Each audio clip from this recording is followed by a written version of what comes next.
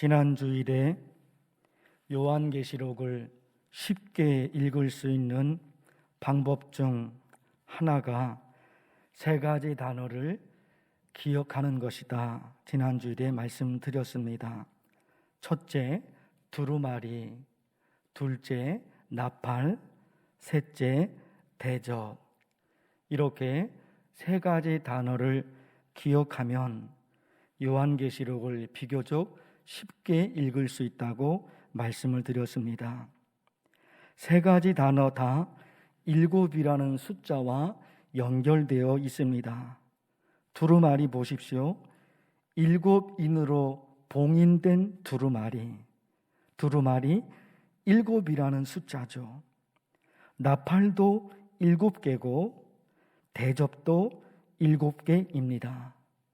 그러니까 두루마리, 나팔, 대접, 이게 다 7이라는 숫자와 연결이 되어 있습니다. 내용은 어떤 내용입니까? 심판에 관한 말씀입니다. 세 가지 다 심판에 관한 말씀. 두루마리도 심판, 나팔도 심판, 그리고 대접도 다 심판에 관한 말씀입니다. 이 중에 7인으로 봉인된 두루마리에 관한 말씀은 이미 다 보셨고, 그 나팔에 관한 말씀도 이미 지난주일에 말씀을 다 보셨습니다. 지난주일 9장에서 5번째 천사가 나팔을 부니까 하늘에서 별 하나가 떨어지더니 그 별이 지옥문을 엽니다. 그리고 이어서 6번째 천사가 나팔을 부니까 하늘에서 불과 연기와 유황이 떨어졌습니다.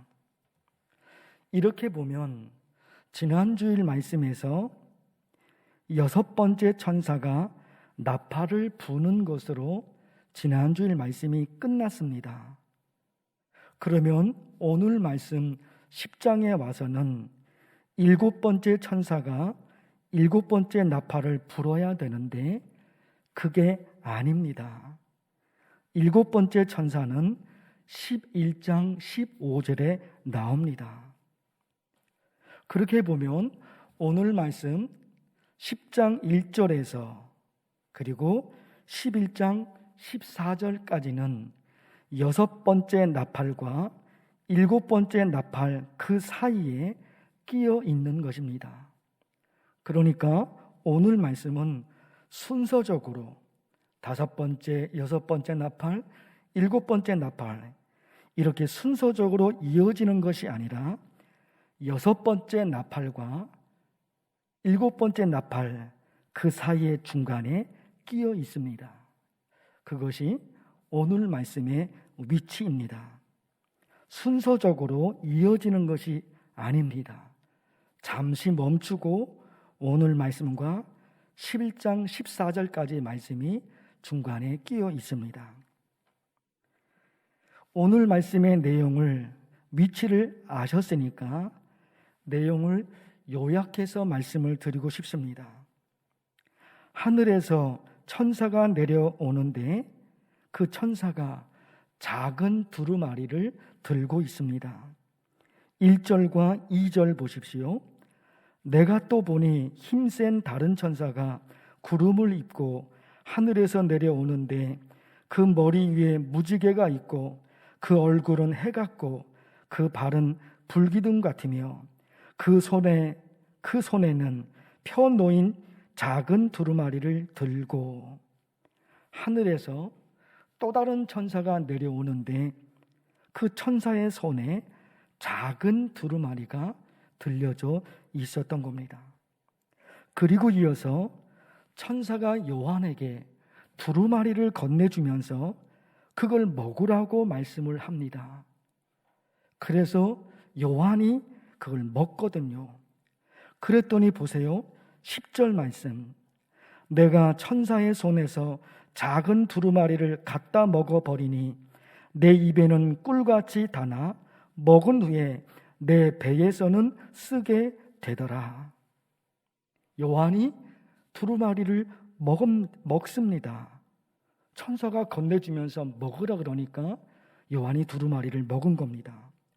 그랬더니 처음에는 꿀처럼 단맛이 났는데 나중에는 배가 아플 정도로 쓴맛이 났습니다. 어떤 의미가 있을까? 꿀처럼 단맛이 났다고 하는 것은 하나님의 말씀이 기록된 두루마리를 받았으니까 그게 기쁜 겁니다. 하나님의 음성을 듣고 예수님의 음성을 요한이 들었죠. 거기다가 하나님이 직접 기록하신 하나님의 말씀이 기록된 두루마리를 받은 겁니다. 그래서 기쁜 거죠. 그리고 배가 아플 정도로 쓴맛이 났다는 것은 두루마리에 기록된 내용을 보니까 괴로운 겁니다. 하나님의 말씀이 기록됐으니까 하나님의 음성도 듣고 예수님의 음성도 요한이 들었잖아요. 거기다가 하나님이 쓰신 하나님의 말씀이 기록된 두루마리를 받았으니까 이게 기쁘다 말입니다. 그런데 막상 그 두루마리의 내용을 읽어보니까 그 내용이 심각한 내용입니다. 괴로웠던 겁니다. 두루마리에 기록된 내용이 뭐냐? 다음 주일에 보실 요한계시록 11장 전체 말씀입니다. 지금 요한이 받아 먹은 작은 두루마리, 거기에 기록된 내용이 11장 전체 내용이거든요. 11장의 말씀은 뭐냐? 교회와 성도들이 고난을 당한다는 겁니다. 하나님을 믿는 하나님의 백성들이 고난을 당해요. 그걸 요한이 알게 됐으니까 하나님을 믿는데 어떻게 이런 고난을 당하는가? 교회도 성도들도 고난을 당하게 돼요. 그 말씀을 보니까 그 내용을 아니까 요한이 너무너무 괴로웠던 것입니다. 이렇게 보면 오늘 말씀은 간단한 내용입니다. 요한이 두루마리를 먹었는데 처음에는 달았다. 그러나 나중에는 쓴맛이 났다. 배가 아플 정도로. 왜 그러느냐? 그 말씀이 11장에 있는 내용이거든요. 오늘은 이 부분을 다 다루지는 못합니다. 다만 달았는데 나중에는 왜 쓴맛이 났을까? 그 부분은 다음 주일 11장에서 다룰 것입니다. 오늘은 요한이 두루마리를 먹었다. 그 자체에 관해서 하나님의 말씀을 전하고자 합니다. 하늘에서 내려온 천사가 작은 두루마리를 요한에게 건네주면서 먹으라 그러셨잖아요. 그래서 실제로 요한은 그 두루마리를 먹었습니다. 요한이 두루마리를 먹었다고 하는 것은 요한이 하나님의 말씀을 먹었다 하는 겁니다. 두루마리가 중요한 게 아니죠. 그 두루마리에 하나님의 말씀이 기록되어 있었단 말입니다. 그러니까 두루마리를 먹은 것이 아니라 하나님의 말씀을 먹은 겁니다. 그렇다면 하나님의 말씀을 먹는다. 이것을 우리 신앙에 적용하면 어떻게 적용할 수 있을까? 이게 중요한 것이죠. 처음에는 말씀이 달았는데 나중에는 배가 아플 정도로 쓴맛이 났다. 그것도 중요한 메시지입니다. 다만 오늘 메시지와 연결시키기는 어렵습니다. 11장에 그 내용이 있기 때문에 다음 주일에 다룰 겁니다. 더 중요한 것은 요한이 하나님의 말씀을 먹었다 하는 겁니다. 그렇다면 우리도 하나님의 말씀을 먹어야 되잖아요. 이것을 우리 신앙에 적용하면 어떻게 적용할 수 있을까 하는 것입니다.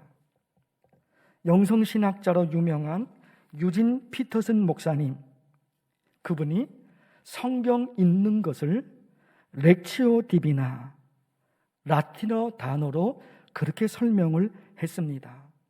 렉치오 디비나. 우리말 뜻은 거룩한 독서입니다. 렉치오는 라틴어 독서거든요. 디비나는 신성하다, 거룩한. 그래서 렉치오 디비나는 거룩한 독서, 그렇게 말한 겁니다. 이분이, 목사님께서 하나님의 말씀을 읽는 것, 하나님의 말씀을 듣는 것, 말씀이 우리에게 어떤 역할을 하는지 렉치오 디비나로 설명을 합니다. 말씀이 우리에게 어떻게 역사하시느냐? 음식이 우리 몸속으로 들어오면 그 음식이 위장으로 내려가서 소화 과정을 통해서 영양분을, 에너지를 만들어 냅니다. 그리고 그 에너지가 우리 몸 구석구석에 혈관을 통해서, 신경을 통해서 우리 몸 구석구석에 음식으로 인해 만들어진 영양분, 그 에너지가 우리 몸속 구석구석에 들어갑니다. 그래서 우리 몸이 그 에너지로 사는 겁니다. 하나님의 말씀을 그렇게 설명했던 겁니다. 하나님의 말씀을 우리가 읽습니다. 혹은 하나님의 말씀을 설교를 통해서 듣습니다. 그러면 우리 눈을 통해, 우리 귀를 통해 우리에게 들어온 하나님의 말씀은 우리에게서 에너지를 만들어낸다는 겁니다. 그 에너지가 우리 마음, 우리 정신, 우리 마음, 우리 정신, 우리 영혼 곳곳에 그 말씀의 에너지가 보내진다는 겁니다. 그래서 음식이 이 몸의 에너지가 되는 것처럼 하나님의 말씀이 우리 마음, 우리 정신, 우리 영혼의 에너지가 된다는 겁니다. 음식은 우리의 입을 통해서 먹습니다. 우리 몸속으로 들어옵니다. 하나님의 말씀은 우리 눈을 통해, 우리 귀를 통해 우리 마음에 들어옵니다. 그 음식이 몸을 위한 에너지를 만들어내는 것처럼 하나님의 말씀이 우리 마음, 우리 정신, 우리 영혼 바로 설 수 있도록, 우리 마음이 하나님이 원하시는 마음이 되고, 우리 영혼이, 우리 정신이, 우리의 생각이 헛된 생각이 아니라 정말 살 수 있는 생각, 정말 하나님이 원하시는 생각, 그런 마음을 가질 수 있도록, 그런 생각을 가질 수 있도록 하나님의 말씀이 우리에게 그렇게 역사하신다는 겁니다. 유진 피터슨 목사님이 이런 여러 가지 설명을 하면서 렉치오 디비나를 네 개 단계로 목사님이 설명하셨습니다. 첫째는 렉치오거든요. 렉치오. 그 렉치오는 말씀드린 대로 명사로는 독서입니다. 그런데 동사로 얘기하면 그것은 말씀을 읽는다. 독서. 성경 말씀을 읽는 겁니다. 그게 첫 번째 단계 렉처입니다. 두 번째 단계는 메디타티오. 그 말씀을 묵상하는 겁니다. 하나님의 말씀을 눈을 통해 읽잖아요. 읽으면서 이 말씀의 의미가 무엇인지, 왜 하나님이 이런 말씀을 하시는지 깊이 묵상하는 거예요. 내 삶에 어떻게 적용할 수 있을까? 그게 두 번째 단계 메디타티오, 묵상입니다. 세 번째 단계는 오라티오, 기도입니다. 기도에 관한 거예요. 그 말씀을 깊이 묵상하고 그 말씀으로 기도합니다.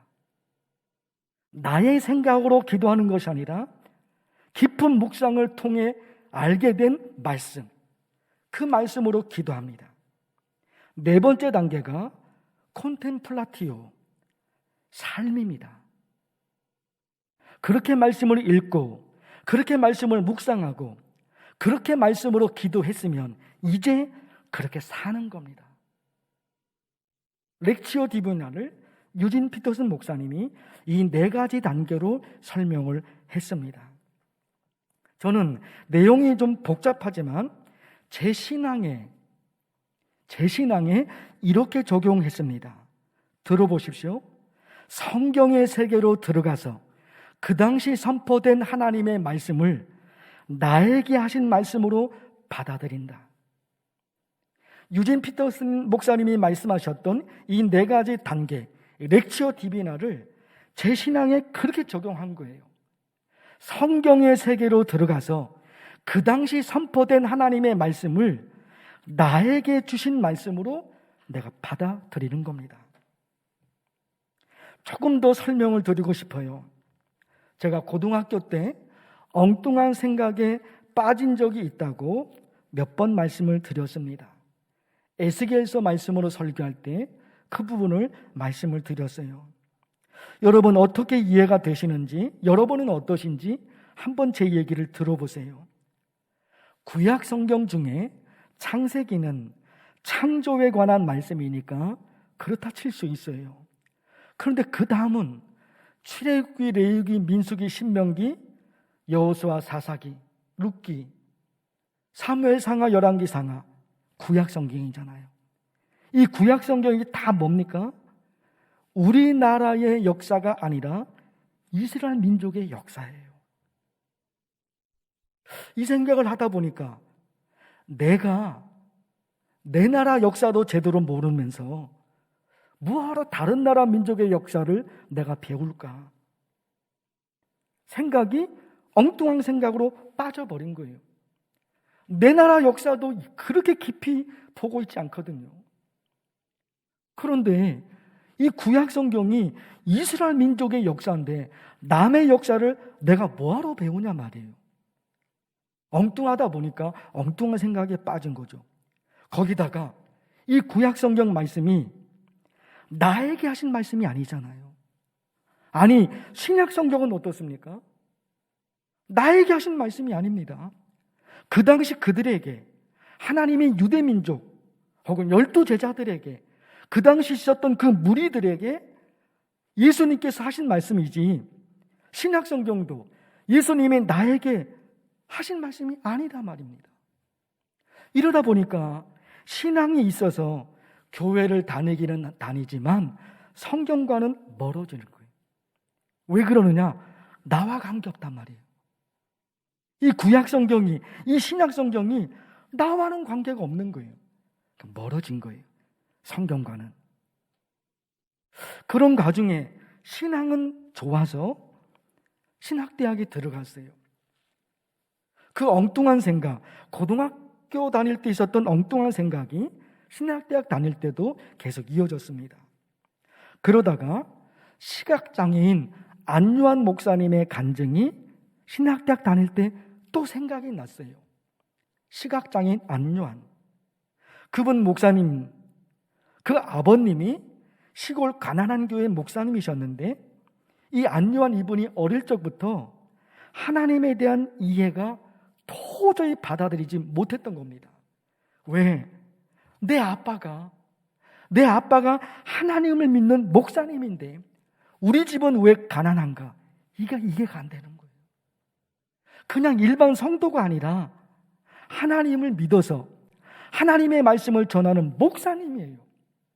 하나님을 전적으로 믿는 목사님. 우리 아빠가, 내 아빠가 그렇게 하나님을 믿는 그 목사님인데 왜 우리 집은 이렇게 가난할까? 이게 어릴 적부터 받아들이지 못해요. 그래서 아버지가 믿는 하나님이 너무너무 싫었던 겁니다. 나는 절대로 아빠가 믿는 하나님을 믿지 않을 거야. 반항하는 거죠. 하나님에 대해서. 그 세월이 결혼 이후에도 계속 이어집니다. 그 생각이. 그런데 37살 때 결혼하고 나서 37살 때 앞이 보이지 않기 시작해요. 그 나중에는 완전히 시각장애인이 됩니다. 그때부터 비참한 생활이 시작이 돼요. 몇 년이 지났습니다. 가족들은 다 떠나고 홀로 남았죠. 몇 년이 지났는데 그날도 방 구석에 혼자 처박혀 있는데 소리가 들립니다. 사람의 음성이 들려요. 사람은 또 아닌 것 같아요. 어떤 음성이 들렸느냐? 320페이지가 너의 것이다. 320페이지가 너의 것이다. 이 음성이 들려요. 한참 있다 보니까 하나님의 음성인 거, 그 320페이지가 성경책이라는 것을 이분이 직감하게 돼요. 그래서 더듬더듬 성경책을 찾아서 자기는 못 보니까 밖으로 나가서 도와달라고 소리를 치고 누가 다가왔어요. 그분에게 성경책을 내밀어 주면서 320페이지를 펴서 읽어달라고 부탁합니다. 320페이지가 여호수아 1장이 시작되는 말씀이에요. 여호수아 1장이. 그분이 320페이지를 열어서 여호수아 1장을 읽어 나갑니다. 그러다가 9절에서 이분이 강력한 성령의 역사를 경험합니다. 9절이요. 강하고 담대하라. 두려워하지 말며 놀라지 말라. 내가 어디로 가든지 내 하나님 여호와가 너와 함께 하느니라. 이 말씀을 듣는 순간 성령의 강한 역사가 그분에게 밀려옵니다. 그리고 깨닫게 돼요. 내가 그렇게 싫어했던 하나님이 나를 찾아오셨구나. 37살 때까지, 그 이후까지, 하나님을 만나기 전까지 얼마나 하나님을 원망하면서 살았는지 몰라요. 어린 시절부터. 그런데 그렇게 미워하고 그렇게 싫어했던 하나님이 자기를 찾아오신 거예요. 그리고 깨닫게 됩니다. 이 성경 말씀이 하나님이 나에게 하신 말씀이구나. 이 성경 말씀이 하나님이 나에게 하신 말씀이구나. 그걸 깨닫게 됩니다. 그 이후에 힘든 과정이 많았죠. 점자를 배우고, 시각장애인들이 글을 읽는 점자를 배우고 신학대학에 들어갑니다. 목사님이 됩니다. 그리고 자기처럼 시각장애인들을 위한 교회를 세웁니다. 그분의 고백이 뭔지 아십니까? 앞을 보지 못하게 된 것이 내게는 축복이다 하는 거예요. 그것이 어찌 축복입니까? 저주죠. 멀쩡한 사람이 앞을 보지 못하게 되었으니까 그게 어떻게 축복입니까? 저주잖아요. 목사님의 아들이 시각장애인이 있으니까 하나님의 심판을 받은 거다. 남들은 그렇게 얘기하잖아요. 그게 저주잖아요. 그러나 그분은 아니에요. 그분은 아니에요. 앞을 보지 못하게 된 것, 그것이 자기에는 행복이고 자기에게는 복이 되고 축복이 되는 거예요. 그게 어떻게 됩니까? 말씀의 세계가 열려진 겁니다. 말씀의 세계가. 여러분, 이 부분은 어떻습니까? 지금 여호수아죠? 여호수아서. 안요한 목사님이 듣게 된 게 여호수아서입니다. 그 말씀은 하나님이 안요한 목사님에게 하셨던 말씀이 아니라 여호수아에게 하신 말씀이에요. 여호수아 1장부터 쭉 보십시오. 여호와께서 여호수아에게 이르시되, 이렇게 되는 거예요. 그러니까 분명히 그분에게 하나님이 말씀하신 게 아니에요. 여호수아라는 당사자가 있습니다. 한 개인이 있습니다. 여호수아서는 하나님이 여호수아에게, 그 개인에게 하나님이 하신 말씀이에요. 그러나 그 안요한 그분은 여호수아에게 하신 하나님의 말씀을 자기에게 하신 말씀으로 받아들였잖아요. 이게 중요한 거예요. 저도에 말씀드렸죠? 구약성경이나 신약성경 모든 말씀들이 우리 민족의 역사가 아닙니다. 이스라엘 민족의 역사입니다. 그리고 우리 민족에게, 나에게 하신 말씀이 아니라 그 당시 그들에게 하신 말씀들입니다. 그러나 그 모든 성경 말씀을 하나님이 나에게 하신 말씀으로 받아들이는 순간 말씀의 세계가 열려집니다. 말씀의 세계가 열려지는 거예요. 이게 중요한 거예요. 이게 말씀을 읽고 설교를 듣는 이 모든 영역에 있어서 너무 중요한 사실이에요.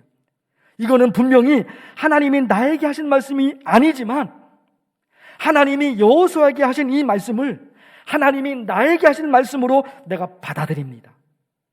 성경의 세계로 들어가서 그 당시 선포된 모든 하나님의 말씀을 나에게 하신 말씀으로 내가 받아들여요. 그러면 성경이 살아납니다. 성경과 나와의 관계를 이렇게 정하니까 말씀이 살아있다니까요. 신학대학 다닐 때 그걸 깨닫고 여기에 매달렸던 겁니다. 목사가 될 거니까 첫 번째로 중요한 것이 설교지 않습니까? 그런데 하나님이 모세에게 그러셨어요. 모세야, 내가 내 입과 함께 있어 할 말을 가르치리라. 이거는 여러분, 하나님이 모세에게만 하신 말씀이에요. 저와는 아무 관계가 없어요. 모세야, 하나님이 부르시잖아요. 모세야, 내가 너의 입과 함께 있어 할 말을 가르치리라. 하나님이 분명히 모세에게 하신 말씀이었던 거예요. 그러나 그 말씀을 읽는 제가, 이 말씀이 하나님이 모세에게 하신 말씀이지만 하나님이 나에게 하신 말씀으로 내가 받아들입니다. 어떻게 설교해야 할지 모세에게 가르쳐 주셨는데 제게도 가르쳐 주옵소서. 적용이 되잖아요. 때로는 저의 미래와 그리고 두 딸의 미래가, 우리 가족들의 미래가 어떻게 될까 염려하고 걱정될 때가 있어요. 목사인 저도 저의 미래가, 우리 교회의 미래가, 우리 가족들의 미래가 어떻게 될까? 미래를 모르니까, 미래가 어두우니까 크게 걱정이 되잖아요. 그런데 이 말씀은 기가 막힌 말씀이잖아요. 신명기 1장, 너희보다 먼저 가시는 하나님 여호와께서, 하나님이 이스라엘 백성들보다도 먼저 가신다는 겁니다. 먼저 가셔서 뭐합니까? 장막 칠 곳을 찾으시고 하나님이 그들보다 먼저 가셔서 그들이 살 수 있는 환경을 하나님이 만들어 주신다는 겁니다. 신명기 말씀입니다. 이 말씀은 하나님이 이스라엘 백성들에게, 모세를 통해서 하나님이 이스라엘 백성들에게 하신 말씀이에요. 나에게 하신 말씀이 아닙니다. 우리 민족에게, 우리 가족들에게, 제 두 딸에게, 제 아내에게, 우리 교회, 우리 가족들, 우리에게 하신 말씀이 아닙니다. 저에게 하신 말씀이 아닙니다. 그러나 하나님이 이스라엘 백성들에게 이렇게 말씀하셨는데 이 말씀을 하나님이 내게 하신 말씀으로, 우리 가족에게 하신 말씀으로, 하나님이 우리 교회에게 하신 말씀으로 내가 받아들입니다. 내가 받아들이는 순간 세계는 달라지는 거예요. 세계는 달라지는 거예요. 말씀의 세계가 열려진다니까요. 너희보다 먼저 가시는 하나님 여호와께서, 하나님이 나보다 먼저 가세요. 하나님이 우리 교회보다 먼저 가세요. 하나님이 우리 교회 성도들보다도 먼저 가십니다. 그리고서 하나님이 만들어 주십니다. 그 환경들을.